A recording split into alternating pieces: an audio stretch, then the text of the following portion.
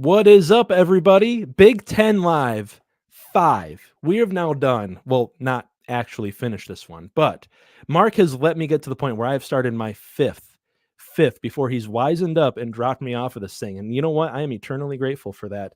Big Ten Live 5. I got Maize Mad Man, the man, the myth, the legend. Covers all things Michigan football, but of course, he is also a fellow college football nerd, which is what brings him here to Big Ten Live with me. Maize Madman, how you doing tonight? I'm doing great, man. Ready Great. to talk Big Ten football. Thank you for having me. Yeah, really appreciate you coming on tonight. Before we really get into it, do you want to go ahead and plug your pluggables and stuff before we get into all that? For anyone out there who isn't familiar with your work, though, most people should be by now because I personally absolutely love your content and all that good stuff. You do great Well, stuff first of all, everywhere. thank you. But yeah, everything at Maize Mad Man, everywhere, Twitter, Instagram, YouTube, all of it at Maize Mad Man. It's a Michigan dedicated channel. We are, little by little branching out into other things, but thank you. Yeah, absolutely, man. And then, of course, you can check me out over at Darren Talks Ball as well if you want to. You probably already knew that if you've been here for a little bit now. And now, of course, we are going to cover the biggest games of the past weekend, preview a little bit of what we got coming next weekend with some huge matchups, of course. Penn State and Ohio State is, I think, what's on most everybody's minds. But before we get into those previews, let's just dive into it. What do you say, Maze Madman? Let's dive Let's do into it. one of the biggest surprises of the past week in all of college football. Ohio State survives Nebraska. And in a way, they kind of need Nebraska in this game to do their usual let's lose a one-score game on the road in the Big Ten thing. Unfortunately, I feel terrible for Nebraska fans out there. Y'all are some of the nicest people ever, not going to lie. For sure. Ohio State, their first half drives in this game, we're just going to go over it real quick. Then I'm going to kick it over to you. Yeah. They go 4 plays. They have a turnover on downs. Second drive is a 3 and out. Third drive, they go 6 plays for 91 yards and a touchdown on a 40-yard touchdown pass to Carnell Tate. And then the very next drive, they come back 4 plays, 75 yards with a touchdown, but 60 of those yards are on a touchdown pass to Jeremiah Smith. Then after that, their last drive of the first half, which ended 14-3 and then allowed Nebraska to get back into this one, was a 7-play, 32-yard drive that ended in a missed field goal. My big takeaway from this game really is that outside of Will Howard going 13 of 16 for 221 yards and throwing those 2 big touchdown passes, Nebraska played Ohio State pretty evenly in this one. But of course, I want to get your general thoughts on the game. I know you watched it as well. Yeah. And generally my takeaway is similar to yours, right? Nebraska did Nebraska things. They left points on the field, right? There was a point later in the game where they had an opportunity to go up a touchdown before they actually did, and they had 4 plays on the goal line, or inside the 5 or something like that, and the play calling, it was a lot to be desired there. It didn't seem like there was a lot of imagination or creativity to it. The 4th down play they brought in, I think, a defensive tackle and tried to force it in that way, which I think they ended up doing that same play that got them in on the next drive where they actually scored. But I didn't like the play calling down there. I think that they had opportunities to really put some real pressure on the Buckeyes, and they did. I don't want to take anything away from that, but I definitely think they left points on the field, and they did play them to a stalemate for most of that game for sure. Yeah, you bring up a good point, and a really key point in that game, which was that red zone stop for Ohio State. Outside of that red zone stop, they didn't manage to slow down Nebraska any more than Nebraska was really slowing them down. And Right. speaking of, they only managed 64 yards on the ground in that first half. Overall, Quinshon Judkins, 10 carries for 29 yards, along of 7 yards on the day. Henderson, 10 carries for 25 yards and a long of 15. Their longest carry of the day was for 15 yards. Nebraska wasn't running the ball particularly well either. I think they averaged 3 yards per carry. But if you would have told me that, like, Maryland and Rutgers played a game like this, or like I don't know, Minnesota and Iowa played a game like this, I'd be like, okay, it was just like teams that are a little bit stronger on the defense than they are offensively, teams that are a bit one-dimensional offensively, and they just kind of grind each other into powder, and one team happens to come out on top. But this is Ohio State, and this was an Ohio State team, and I kind of want to get your thoughts on this as well, that was coming out of a bye week into Yeah, this game. And that was like, okay, the Oregon game happened. We got beat on some deep shots. Dylan Gabriel ran on us for, I think Dylan Gabriel had like a 30-yard touchdown run in that game, which was a big piece of it. And yep. obviously, Will Howard had made the mistake of sliding and letting time go. Sorry, Ohio State fans. It wasn't the fault of the Oregon clock manager or whoever else you have up out there on your Pepe Sylvia meme aboard of all Right. the reasons why you've lost over the years. But you would think coming out of a bye week, and especially being determined and focused as they said they were after that Oregon loss, they would play better than this. And I just to touch on this game and get a little bit deeper into it too, and kind of what it means for the Big Ten at large. What are your thoughts on Ohio State kind of going forward from this one, from this kind of lackluster performance? Yeah, well, first of all, let me say this. In back-to-back weeks, Big Ten teams, pretty notable Big Ten teams coming out of bye weeks have been less than impressive, right? You had Michigan come out of their bye week 2 weeks ago now against Illinois, and that was, we don't need to rehash that. And then, of course, Ohio State this week, and this effort that they put forward. Here's the thing.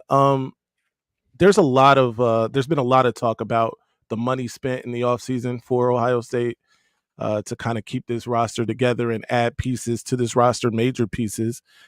And you would expect more from this team against a team like Nebraska. No disrespect to Nebraska, because they've had a pretty decent season, all things considered. They're Mhm. starting a true freshman quarterback, and they're getting pretty good results this year, right? That said, if you look at those rosters side by side, they're not 4 points better than Nebraska. They're probably 2 to 3 scores better than Nebraska if I'm just looking at the roster. And that said, I'm not impressed with Ohio State. They had some more attrition along that offensive line Yep. that I think needs to be highlighted. And if anything, they gave hope to other Big Ten teams, my team specifically, that maybe we won't lose by 1,000. Um, but Maybe Ohio State still won't manage to hang 100 on us. Yeah. exactly, right. We're still Right. waiting for that, but it's still a good football team. I don't want to take anything away from that. They have great talent along key positions on this team. Whether or not they're getting the most out of all of that talent at every position is another question. Yeah, I'm glad that you brought up the roster, because I was really thinking of it earlier this season as we're kind of doing like we were all doing preview and prediction videos and stuff like that, and so was I. We were talking about the metrics that I came up with backstage before the show. Mhm. According to my metrics, Ohio State, 55% of their current roster are former 4 and 5 stars. That is most in the nation. Yeah. And I was trying to think heading into the season, like, what is it hyperbolic to compare this roster to like 2002 Miami or some of those like really good Alabama teams back in the day with Nick Saban, in like the or in the mid teens and stuff like that. And it's almost like on paper, yeah. Cause like Right. even before they added, Caleb Downs and, Julian Sayin is like the third string quarterback on this team, who was like one of the number one or close to number one quarterback in his class, Right. Yeah. adding a bunch of talent and adding Quinshon Judkins on this. This was already a national championship contender on paper. And it almost feels like, and I want to kind of get your points on this as well before we head over to, speaking of Michigan and Michigan State, to kind of talk about that game real quick. Yeah. I want to kind of get your points as well on, I just lost my train of thought there. My bad. I want to get your thoughts as well. Really, this is what I was going to bring up on the kind of pressure that this team has really put themselves under. And I did a video on my channel about it the other day too. I keep coming back to, as I was watching this game, especially live in real time, I was thinking about how Ryan Day always says the leave no doubt quote. I don't know if you've heard him say that so far Yeah. this season. It almost feels like they've put so much pressure on themselves to be perfect and not to just simply win every game. And there's a difference. There's a big difference. Michigan last season had a focus of win every game. Yeah. If you got to win ugly, that's fine. Ohio State's almost like we got to win pretty and we got to win by 20 points. Yeah. I agree 1000%. Last season with Michigan, I never felt like they weren't going to win. You know what I mean? And just this past week with the Nebraska game, I felt like Nebraska had a chance to pull this off.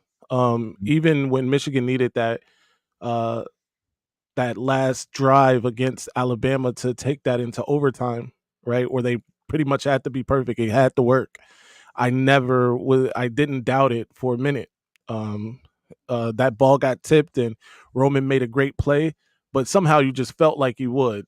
And I don't want to bring feeling too much into this because there are, some metrics to point to and things like that. But this team, I'm not getting that feel from.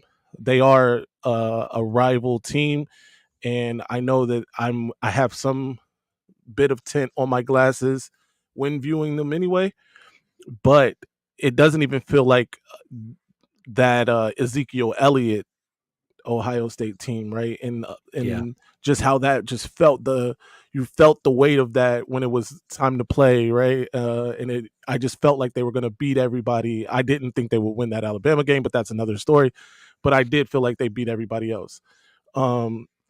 So on that front, it does have a different kind of tenor to their season. Losing that game at Oregon, I didn't think was a horrible loss. It was a 1-point loss on the road in a hostile environment. Of course, the way they lost was the worst part of it. And Denzel Burke becoming synonymous with breakfast food was also pretty bad. But this game kind of felt different. It wasn't spectacular. They didn't jump off the screen in any kind of way. Will Howard has been a lot better this season than I thought he would be, and I think that may be the saving grace of this team right now. Yeah, because like we said, outside of him going 13 of 16, only 16 pass attempts, and I like the comment that Mary brought up here too. We wanted to run. Nebraska had answers. Nebraska's in the top 12 of run defense in the entire country, by the way, and they were ranked up there coming into this game. Low key, up until a few weeks ago, they actually had the number one SP plus defense in the entire country, according to Bill Connolly. So that's impressive. The fact that Ohio State should have known that and scouted that coming into this game and still wanted to prove a point, I think speaks largely to a lot of what we've just been talking about and I had Sam of college football with Sam was on a couple weeks ago, and he brought up a great point too, that Ryan Day caves to outside pressure. Like it's almost like, again, there's concern about how it looks, know, it has to look tough because the soft accusations might have gotten to somebody's, but again, I'm trying to do this as unbiased as possible. By the way, we're both Michigan guys. We should admit it. I don't have all the cool Michigan stuff in the background. I just got one little Michigan helmet that I don't even put on screen. No, that's pretty cool. That's more than enough. But this is compensation. I'm trying to compensate for other things. I mean, it looks a lot better than my background. This is literally my bedroom. We're a professional podcast over here, but no, I'm trying to do this as unbiased as possible, but I think there's still good points to bring up, especially in a game like this, because it seemed like passing the ball was the answer. And to Mary's point, again, outside of those 2 touchdown passes, those big ones, Ohio State wasn't winning this game, and they nearly still lost it because Nebraska had a chance at the end. So yeah. But I know you got to get going out of here. We only got you for an hour tonight, and I don't want to hold you any later than possible. You got your own thing going on. People, of course, can go check out Maize Mad Man's live stream. Is it a live stream tonight, I assume? It is a live stream. Tonight we're going to have Lucas McKnight on from Week 0 podcast, Quack 30. He runs his own little thing there, too. He's an Oregon fan, runs an Oregon channel, so should be interesting. Well, there you go. You guys will all have to go check that out after this. But in the interest of not keeping you too long. We're going to go right on ahead and talk about Michigan 24, Michigan State 17. This is one that is like perplexing, but that's Yeah. kind of been the theme for a lot of Big Ten games so far this season. We just talked about it on my live stream, Big Ten pregame, which leads into this one. We got live stream after live stream after live stream tonight, people. All right. There are a lot of Big Ten games amongst kind of middle tier Big Ten teams this season where the stats just don't line up with the story of the game. And I think that's the Right. case with this one. Michigan guts out a win despite being outgained 352 to 265, losing the rushing battle 163 to 119, and only possessing the ball for 22 minutes in this one. If you would have told me all that leading into the game, I would have said, I'm just not watching. I don't know if I'm man enough to handle taking a loss to Michigan State and seeing it unfold live. Not going to lie. Right. Ultimately, they get it done, though. Maize Mad Man, what are your overarching thoughts about this game? And on Michigan as a whole, too, we should really, while we have you here, get your thoughts on the Michigan program as a whole. Sure. So coming into this game, I got word a couple days before it was announced that Davis Warren would be the starter. I had pretty strong feelings on Davis Warren earlier in the season. That said, I have to be honest. He has been by far Michigan's best thrower of the football um, all season, even when he was throwing to the other team uh, with impunity.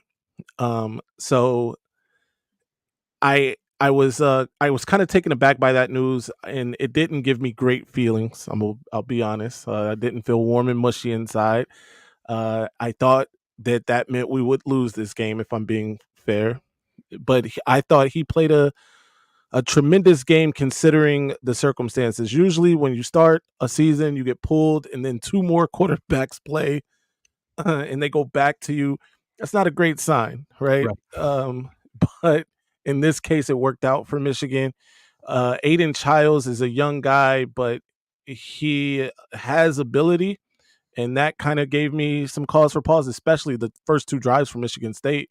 They Yeah. go right down the field, right? And it looks like it's going to be a long night for Michigan. They can't really stop anything at that time. And on our end, there's a 3 and out, and it just doesn't look great. But I will say I appreciate the creativity and the imagination on the offensive side, especially as the game waned. They start mixing in Alex Orji, and it really looked well oiled this time, right? It wasn't just, oh, Yeah. let me put you in there, run a quarterback power, get out of here. That's your time. It did look a little better. I'm sorry. The run game was non-existent, but when runs needed to be made, I felt like the Don made a couple decent runs. They weren't long at all, but just to keep it honest, and the fact that Alex Orji was the leading rusher in this game says a lot as well. Overall, I thought it was a decent performance. They got up by 2 scores at one point.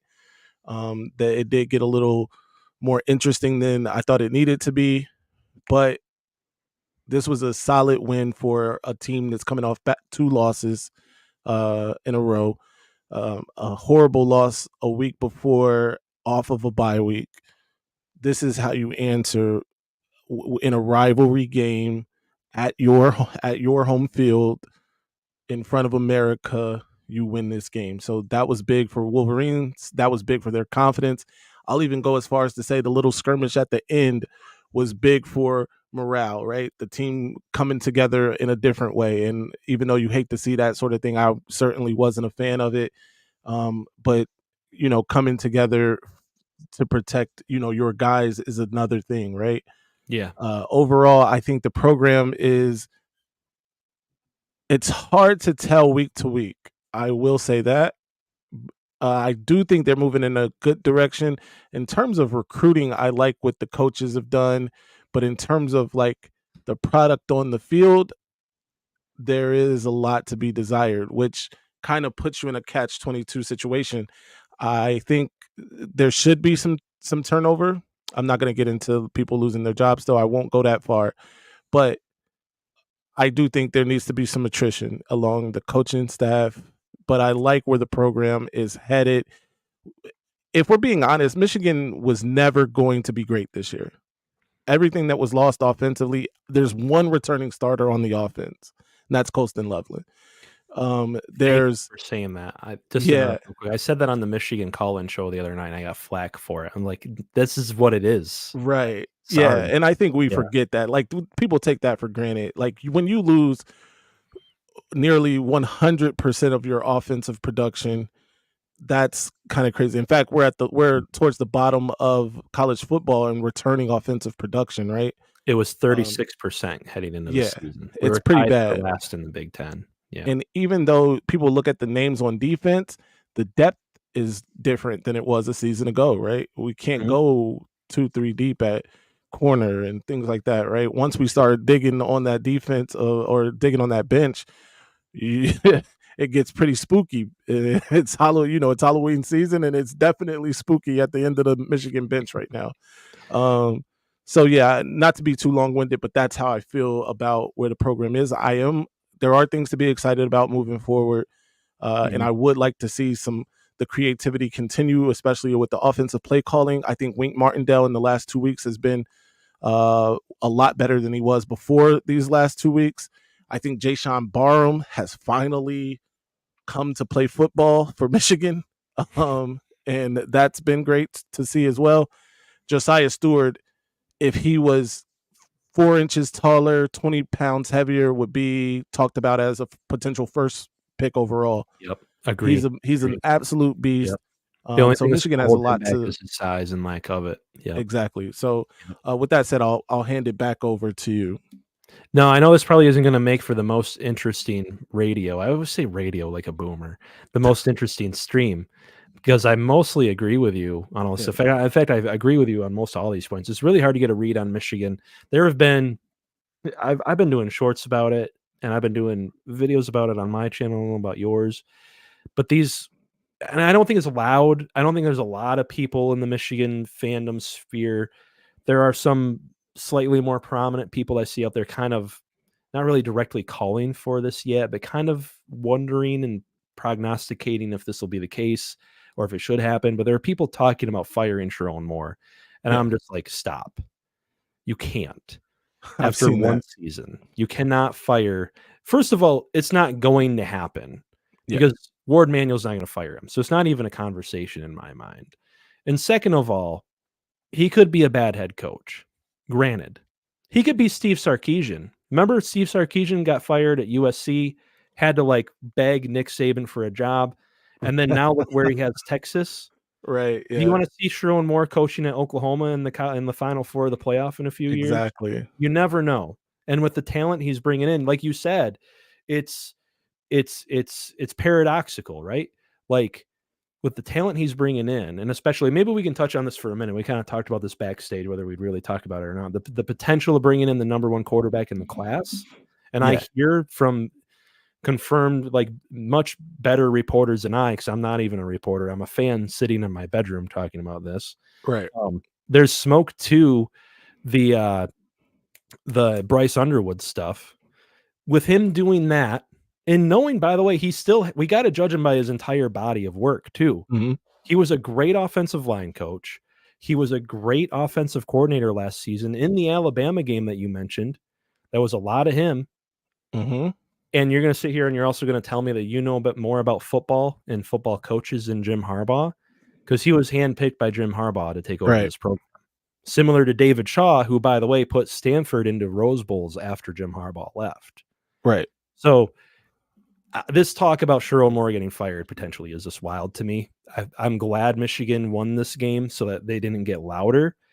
And also to your point, it's really hard to tell, right? Because I think, and I want to get your thoughts on this because I know you're a bit of a recruiting guy. So I want to get your thoughts on the Underwood stuff, but I also want to get your thoughts on the fact that I really think this is one of the most important recruiting classes for Michigan right now, because they've had a couple of subpar classes leading into this. So it's hard to really say that like a top 15 class is subpar, but you're Michigan, it should be a little bit better than that. Yeah. And you look at the talent coming back next year, and it's going to be not as there's a lot of NFL guys leaving this year. Yep. So I want to get your thoughts on the Bryce Underwood stuff, number one, and then they kind of finish out about Michigan, talk about their recruiting generally and what it could be in the future? Yeah, so I think Sharon Moore has proven to be an excellent recruiter. I'll go that far. He's been a really good recruiter, borderline excellent recruiter. Um, he's made changes in that, hiring the GM, right, Sean McGee, and all the changes they've made there. That's all. These are all like excellent chess moves, in terms of the recruiting side, and specifically for Bryce Underwood, it looked like that door was completely shut. Right, all of a sudden you have a guy uh, like Dave Portnoy uh, make a declaration about what he's willing to do to secure Michigan a top-notch quarterback in every class, right? And the wheels start to churn. People, fans start to. One of the first things I thought when I saw Dave make that declaration was, "Hey, why not give it to this kid right down the road, who's the best player in the class? Not just the best quarterback. He's the number one overall recruit in the 2025 class, right?" When I look at the film, he's just doing whatever he wants to do on the football field. Now, granted, he's playing other high schoolers that aren't as good as him most of the time, but it's still pretty spectacular to watch. It would be another Michigan in-state quarterback that would not be going to Michigan, which has happened, now 3 times with him. Dante Who started Moore, CJ exactly, Carr. Yep. yeah. So but I'm with you. There is actual smoke here. Um, and where there's smoke, obviously there's a fire. I do think it's going to come down to how Michigan performs down the stretch, what it looks like down the stretch, and what they can do in terms of putting a package together. It also may depend on some things happening with LSU. I'm not sure if you've heard, but their OC has been linked to the ECU job Oh, after yeah, I the did hear about season, that. Yeah. right? Them losing that game to Texas A&M was a gift as well. If things start to happen Texas A&M negatively. first in the SEC right now, by the way.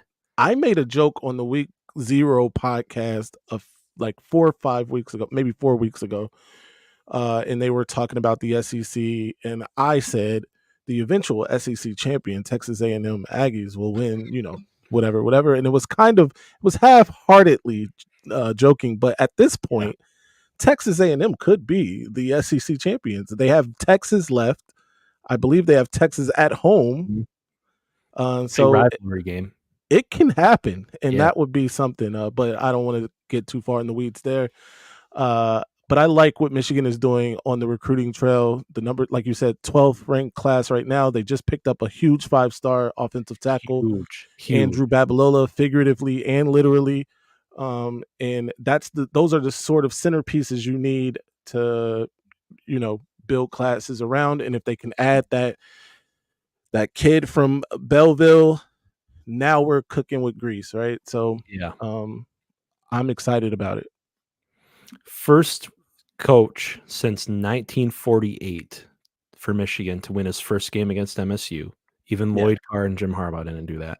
And in the same stretch of the same week, brings in the highest rated offensive lineman recruit the school has ever gotten. yeah. And you're telling me you want to fire the guy?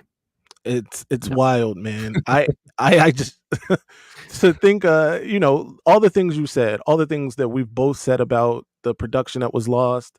The coach is gone. The Yeah. strength and conditioning coach is gone.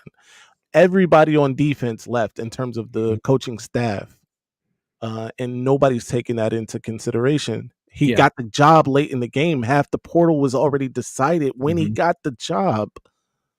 There are so many things to consider and nobody's considering those things. They're just like, oh, we're looking at these results. The results say this team is trash or whatever it is, right? Whatever the adjective is there for these results, but you got to give it time. You have to understand what he was dealing with when he got the job. Heck, he didn't even have a contract Yeah. until a couple Right. games into the season, right? So there's that. Yeah. Yeah, I think there are some mistakes that have been made. There's been some growing pains, but that should have been expected. Over on my channel, I predicted at the beginning of the season that they would go 10-2 with the caveat that I thought they would really ultimately thought they'd go 9 and I'm 3. embarrassed to say what I said they would do. Oh, did you say they would go back to back? I said they were going undefeated. They were Oh, winning no. the Big Ten. Oh, no. Well, I said the I kind of line would talked win the Joe myself Moore into it Award, week by so week. Yeah, well, I'd love getting your thoughts on Michigan, but of course, we want to roll along here for as sure. well. Terry with a great question. Appreciate you, Terry. By the way, don't forget to drop your super chats and all that. And Mark and TJ are going to be very upset with me if I don't. I don't remember how to do the screen share thing on here because honestly, I don't use StreamYard over at Darren Talks Ball. I use a bunch of other stuff because I'm on a shoestring budget. But anyway, they wanted me to tell you guys that we're only going to be on the main channel for a few more weeks. Then we're switching over to just being on the Big Ten channel. They've only given me so much time to build this thing up, build the audience up on the main channel. Then we got to switch things over. So go subscribe to the Big Ten channel at the Voice of College Football. I love doing this. I know you probably love seeing Maize Mad Man up here more than myself. That's not lie. Let's not kid ourselves. But if you want me to keep going over here, go do that. Hit the subscribe button. Watch along every week. We'll be doing just what we do here with a multitude of guests coming back. And I also do want to get your thoughts on this situation because speaking of Texas A&M being first in the SEC, I believe technically Indiana, technically, I just looked it up right now, is still in first, technically, in the Big Ten standings. And that brings us to Terry's question. Hey, guys, as a Hoosier fan, was wondering if you guys think Indiana is underrated or overrated. I'm going to go off a ledge here and say that they are still underrated. This is a very good team, a very, very good team. But I want to get your thoughts on Indiana right quick, Maize Madman. I know this is a yeah, bit of a churn for us here, but this was a great question, I think. yeah. This is an excellent question. I'm with you. I think they're also underrated. I thought they probably should be a top 10 team this week. They are very well coached. He brought in, I think, 27 portal players, and they're playing this well. This is a good team. This is a team that's going to be favored against Michigan. This is a team that's going to be. They're going to have a lot to say about what happens in the Big Ten these final few weeks. I like Indiana. They're underrated.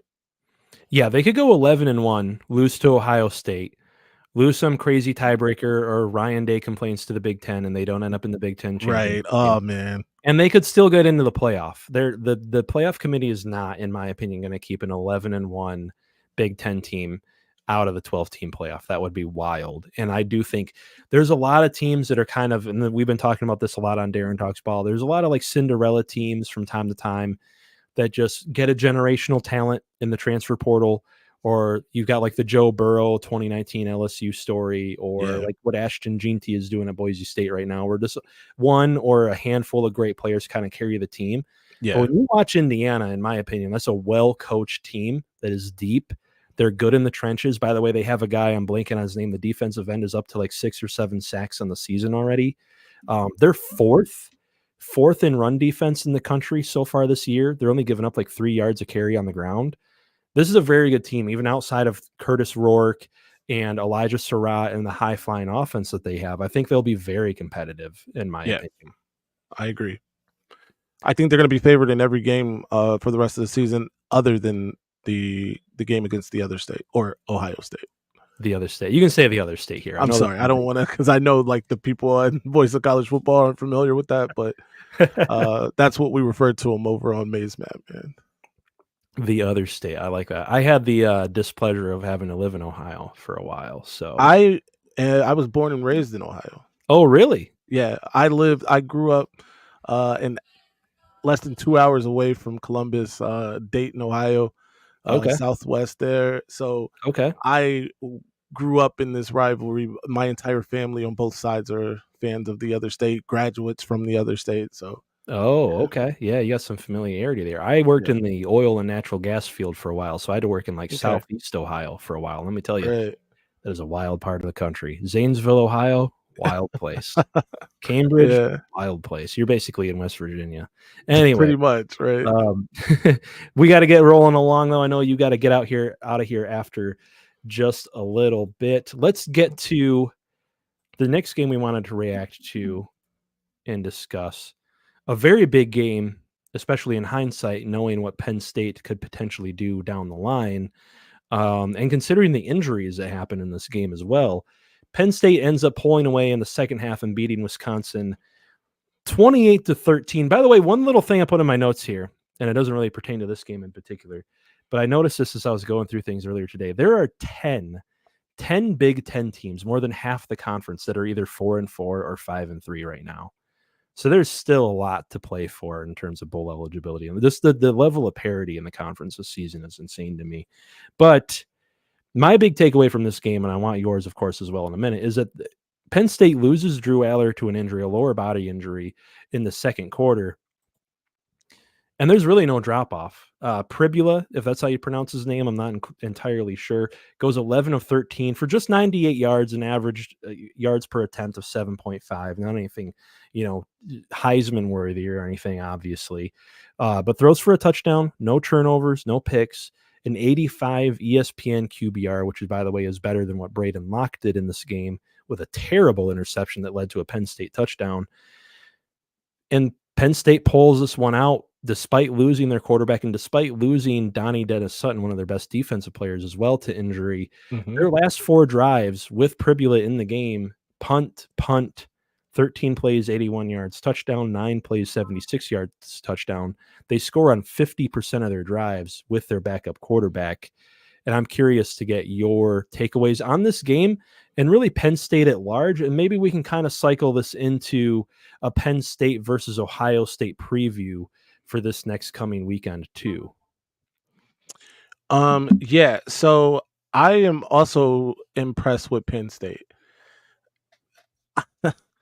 So I have a kind of a narrative about James Franklin. Well, although it's not just me, a lot of people have a James Franklin narrative.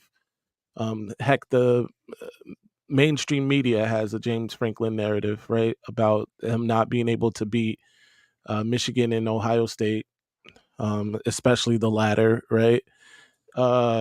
And before, and I know this is a little off topic, but the Oregon Ohio State game, I was calling Dan Lanning Diet James Franklin before that game. And in actuality, the real Diet James Franklin is Ryan Day.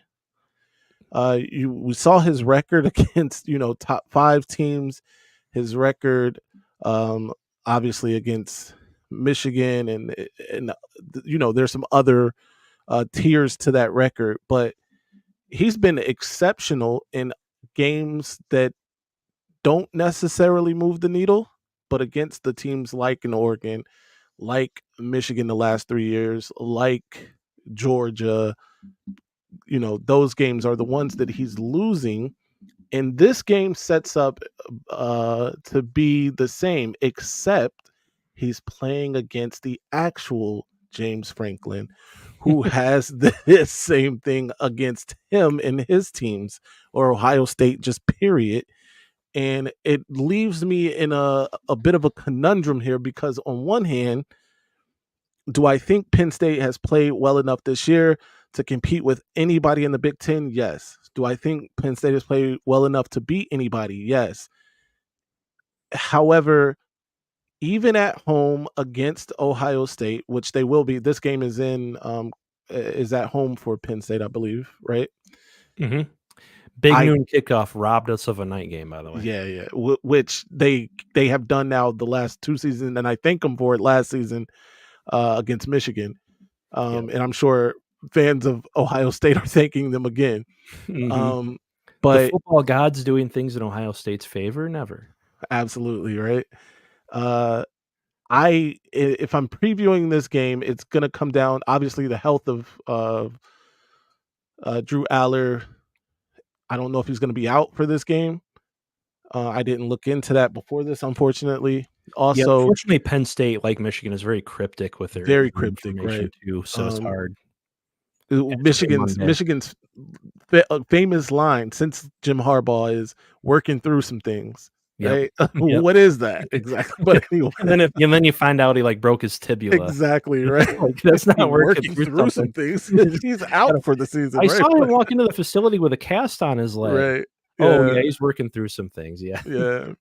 But the Ohio State offensive line, I think, is another key to this game. If Penn State can get pressure on the quarterback, if Penn State can corral these running backs in the way that Nebraska was able to do, they're going to give themselves a chance. My only fear is that this game is a one-score game, and in that situation, I have to favor Ohio State because James Franklin hasn't shown me in those situations that he can beat them. Um, I also sort of expect JTT to have a big game. His scholastic career has been made off the back of one very, very fine game against Penn State. And maybe he, every other year he's good against them. I don't know. He switches bodies with Ohio State Exactly, Chase Young right. before. That's some, like, Yeah, Freaky Friday stuff. it's crazy. Yeah. If you want me to give a winner, I'm gonna say Ohio State at this time. Okay. Yeah. Allow me to try to first of all, we have some breaking news, and it's Michigan related. I don't know if you've seen it pop up. Okay. I just had to look on my phone. Somebody chimed in.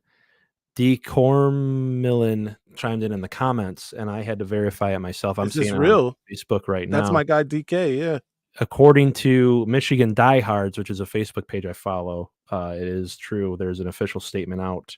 Jack Tuttle is retiring from college football after Wow. 7 long years, nearly an entire presidency if you serve 2 terms.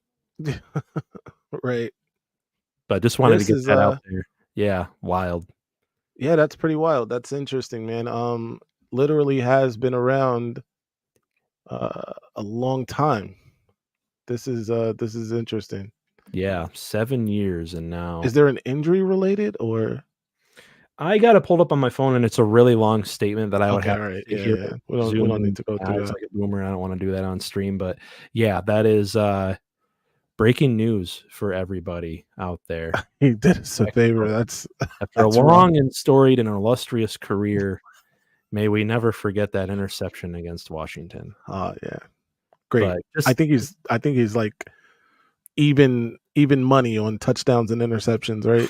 oh, yeah. 7 touchdowns, 7 interceptions in his career. It's kind of Yeah. crazy. But just to get back into this, previewing this Ohio State Penn State game, maybe we'll kind of end up finishing off on this one because I know you're limited on time. And appreciate you again coming on here. No, no, I Um, appreciate you inviting me. I couldn't do it without my guests, honestly. I did a couple by myself, and I was like, I need to start bringing guests on. But anyway, I want to try to kind of persuade you a second because I know there's I call it the James Franklin heuristic. It's the common, consensus that he can't win big games. Like you said, this is a matchup kind of similar in a way to what Mhm. we saw with Ohio State in Oregon in terms of those kind of narratives earlier this season, where Ohio State had to go on the road to a coach who has also, because Dan Lanning, like before this season, wasn't beating his rivals, Right. wasn't winning top 5 games. People were wondering if he was really the answer at Oregon. And James Franklin has been at Penn State forever now. Speaking of Jack Tuttle, he's one of the few college football head coaches that had been coaching before Jack Tuttle entered college football. So it's a longer history with James Franklin, I feel like. But I feel like, and I'm going to shout out college football with Sam again because he made a really great point when we were kind of looked ahead at this game a couple weeks ago too. He said James Franklin is a really coordinator dependent coach. Mhm. And I think that might be all the difference for them in this game because I think for the first time in a while, schematically, I look at Ohio State's offense and I look at Penn State's defense, and then I look at Penn State's offense and I look at Ohio State's defense.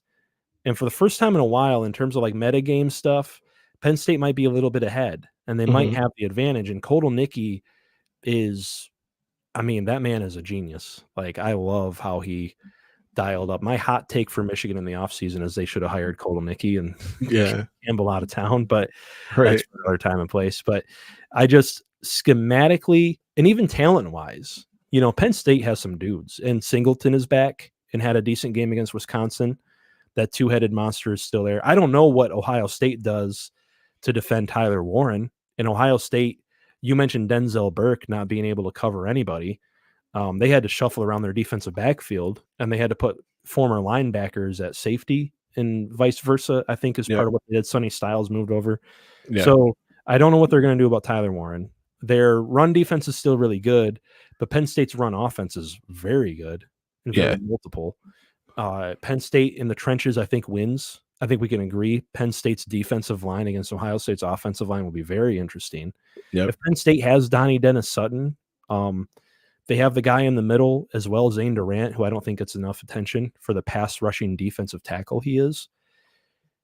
If I was to strip the logos off the helmets, and I know Penn State doesn't have one to begin with, they have a very boring helmet aesthetic. Shout out to Bryce and Garrison on Scarlet and Blue Show, two former South Christians who wear the same helmet. Yeah. But if I was to strip logos off helmets and uniforms and just like look at these two teams on paper without knowing who they were, I would say that Penn State can win this game. I don't know if I did much persuading you there, but that's just how No, because I feel the same. I feel like Penn State can win.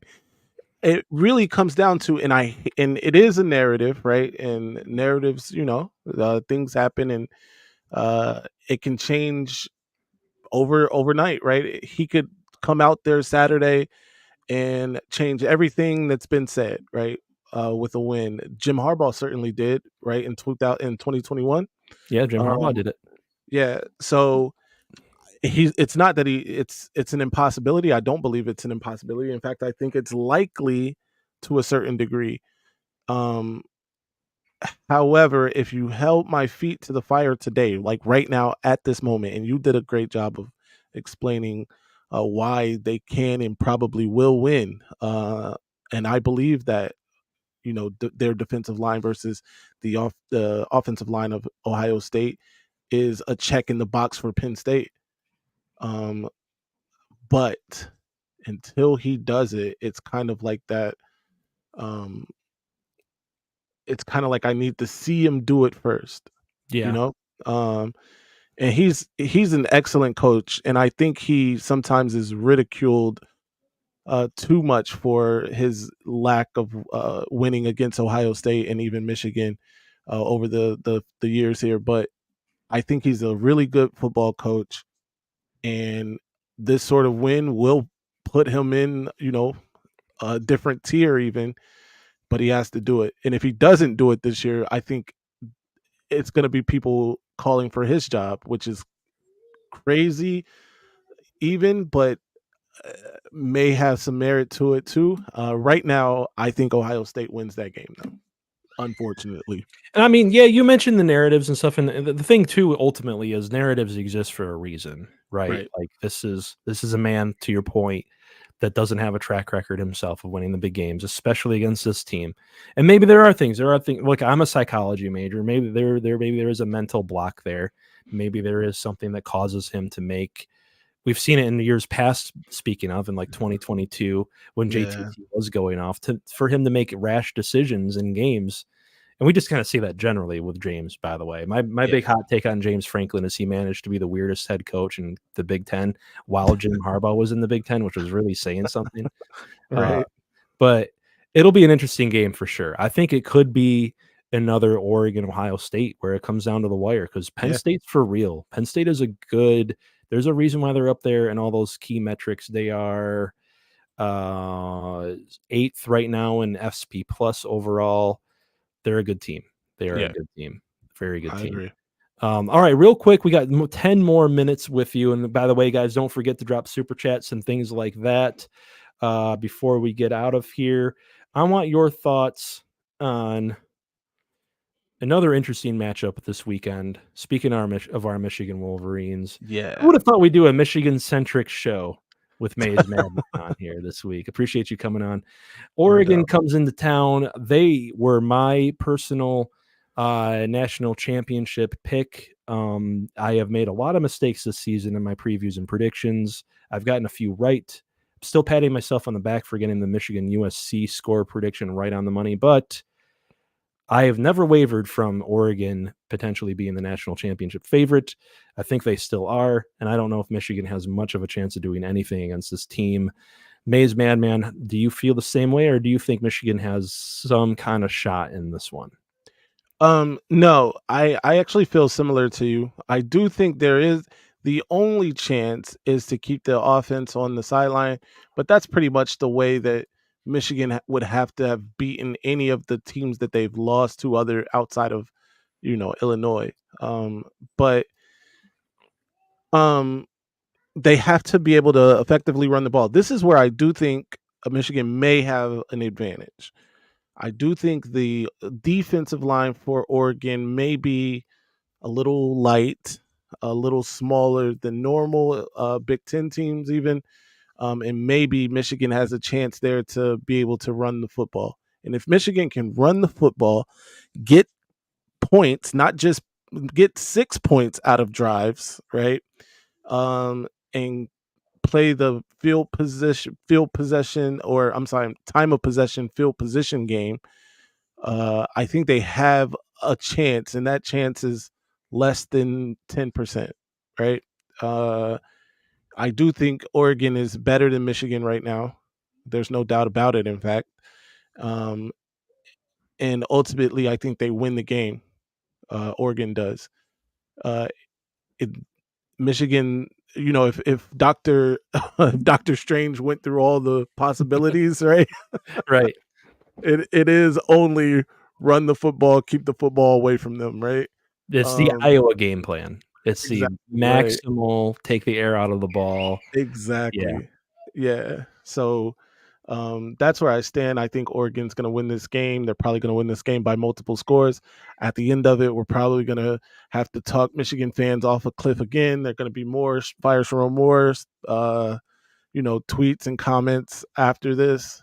But I think at this point, it's to be expected.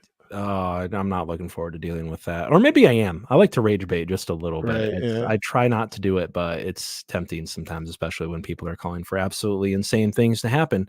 Right. Counterpoint just a little bit to your point about Oregon's defensive line, just to Yeah. kind of correct you a little bit. They do have Derek Harmon, and I'm blanking on the other guy's name, but they both are right at or just below 300 pounds. 300. Yeah. So they are bigger guys. They're not Kenneth Grant big, Right. but Oregon has had a good run defense so far this season. Not a great one, but the thing that really is going to keep me awake late at night this week is the prospects of playing against Jeffrey Bassa and Bryce Betcher and those interior linebackers Oregon has. Right. Those guys are really fast. They're really good. Bryce Betcher is kind of becoming like the better version of Cal Halliday, where he's got like this funny thing that everyone likes to mention when it comes to him, like the Cal Halliday no gloves thing. They're like, oh yeah, he plays baseball too. And I'm sure we'll hear that a ton in this game, but it's going to be tough sledding for Michigan running the football. I think, honestly, I hate to break that to Michigan fans, but that's the thing when you're a one-dimensional offense too. Like linebackers' first trigger is to crash into gaps. Yep. When they see anything resembling a run, which Michigan calls consistently. So it's going to have to be Davis Warren being effective on third down, I think, because they will be in some third and longs. And look, I was inspired by his play this past weekend. I mean, his stat line wasn't all that great ultimately, but we saw the throws he made and the throws he can make. One thing I go back on with him, because I was calling for him to get back in there in hindsight after seeing the play of the other quarterbacks, because I do think ultimately, he's a pretty good decent quarterback for this, team. Yeah. He had just the same rate of turnover worthy throws as Alex Orji. It's just that they happen to all end up as interceptions, and unfortunately for him. Right. But no, I agree with you. Michigan will really have to run the ball. It'll be interesting to see how they continue with this 2 quarterback thing with Alex Orji, because I think you really have to even the numbers in the run game. You have to have great games from Giovanni El-Hadi and Greg Crippen and the interior of that offensive line. Yep. Defensively, and I want your takes on this, because defensively for Michigan, this Oregon offense is a challenge. And I know you just got a few minutes before we got to get going here. No, you're fine. Oregon's wide receiver core. Do you think they're just as good as or even better than Ohio State's? Because I think they're right up there. It's hard to say that they're better. I do think they are very talented, very talented. Um, but yeah, I think they're as talented. Jeremiah Smith is really good, man. Like I know he's a true freshman, but he has manhandled like some veteran corners this year. Immediately, the Iowa game comes to mind, and he made that guy look like a middle schooler. Um, he is special. I think he They, is very good. yeah. I don't think that they. Speaking of Oregon, has anyone that has that ceiling, but they have a bunch of Ibukas or higher level Oh, receivers, that's a good right? way to put it. They compare a Yeah, lot to Ibuka too, guys exactly. that get the Yeah, ball and then run for 90 yards, like Evan right. Stewart, Trayshawn Holden. I can't remember how long the suspension was for, but even the kid that replaced him had a touchdown grab in this last game. Tez Johnson, they all have similar-ish skill sets, though I think Right. Evan is more of the Texas A&M transfer. Speaking of Texas A&M, has more of the deep shot prowess, but Hmm. we were talking in my live stream before this one with some of our Discord members. I don't know what you do as far as your corners if you're Michigan in this game, like who you put on who, because while it's easy to say if Will is available for this game, and God willing, hopefully he is, Yeah. you put him on. It's easy to say just put Will on Tez Johnson, and then Jair Right. Hill has to deal with Evan Stewart, and then Right. Deke Berry, who hasn't been playing particularly too well as of late, has to play their slot wide receiver, and it's like it's going to have to be a total team effort for Yeah. that Michigan defensive backfield, I think. Right. And that's where that line comes into play. If they can get, because the defensive line helps the back end, and so forth. If the guys in the back end can give those guys a little more time to get to Dylan Gabriel, then maybe some things can happen. Dylan Gabriel, even though he's cleaned it up really the last few weeks, he does have a propensity to give it away, and even down in the red zone. So I mean, it's going to take a lot, but I'm with you. The amount of teamwork and um, I guess the lack of kind of or continuity, amount of teamwork and continuity it's going to require to keep these guys from putting up 45, 50 on Michigan is going to be epic. Yeah, yeah, absolutely. It's going to be interesting if Michigan. This is one of those games.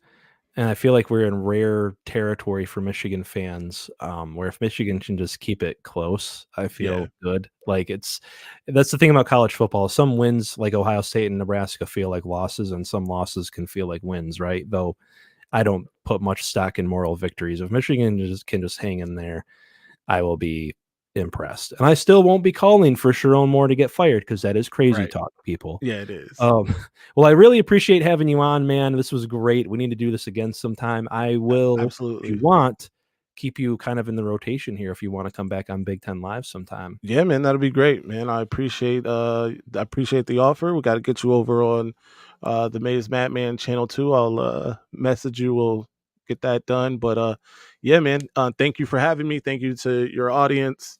And go blue. Go Blue. And thanks to everyone watching, by the way. Subscribe to the Big Ten channel over at the Voice of College Football. Subscribe to Darren Talks Ball, my other channel.